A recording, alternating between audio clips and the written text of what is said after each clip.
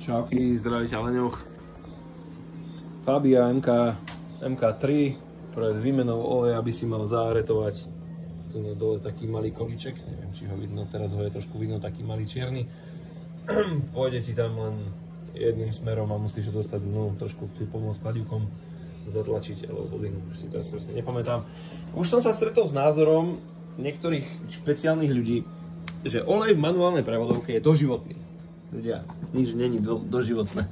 To je taký nezmysel ako dielo. Táto Fabia má málo kilometrov, okolo 100 000. Presne preto to robíme. Jeden ten vypúšťačík je na tejto strane a nápušťák, možno, že ani cez ten nápušťák by sa to nemalo dávať dnu, pretože nápušťák by mal byť asi zaplavený, takže niekde hore, ale o to nejde. Ide o to, že proste toto ti z toho vylezie. Mne nepríde, že by ten olej bol krásny a čistúčky a neviem aký.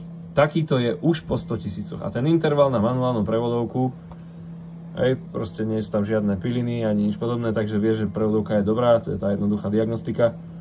No a treba to meniť.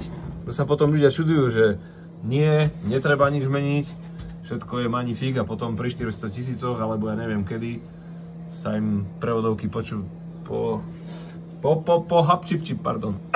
porúčajú do šrotu. Prečo? Pretože neurobíte tento jednoduchý úkon.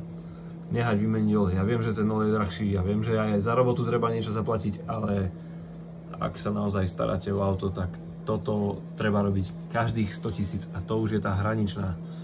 Pri automate je to 50-60 000. V míľach to dávajú trošku viacej, ale proste robte to. Nenechávajte to tak, pretože potom pri väčších nájazdoch Big Dramasová tá prevodovka je naozaj drahá. Nikto z vás by to nechcel platiť. Je to si každému pekný dník.